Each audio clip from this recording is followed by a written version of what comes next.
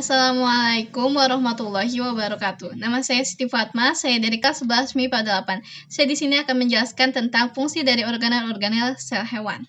Yaitu yang pertama, ada membran sel berfungsi mengatur keluar masuknya nutrisi dan mineral sebagai pembungkus atau pelindung sel, menerima rangsangan dari luar, dan tempat berlangsungnya reaksi kimia.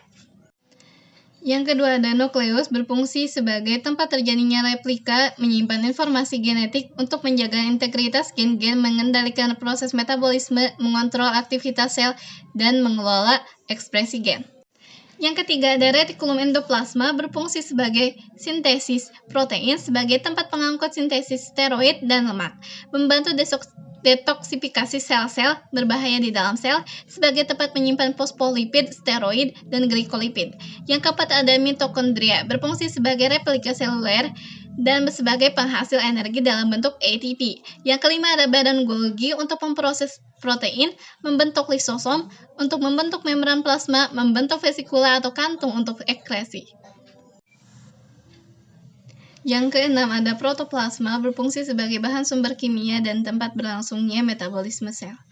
Yang ketujuh, ada lisosom berfungsi untuk mengontrol pencernaan intraseluler sebagai mencerna materi dengan menggunakan fagositosis sebagai penghancur organel sel yang telah rusak, atau autofagi sebagai pemasukan makromolekul dari luar menuju ke dalam sel dengan mekanisme endositosis.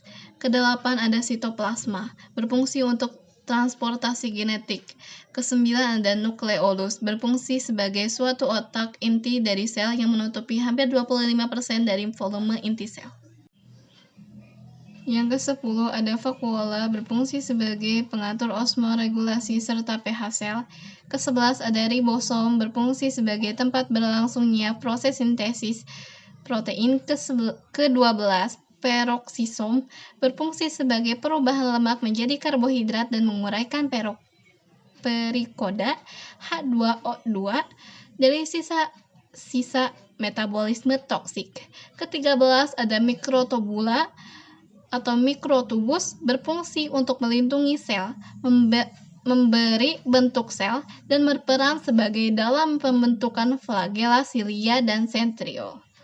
Lalu terakhir ke-14, ada mikrofilamen berfungsi atau berperan dalam pergerakan sel endositosis dan eksositosis.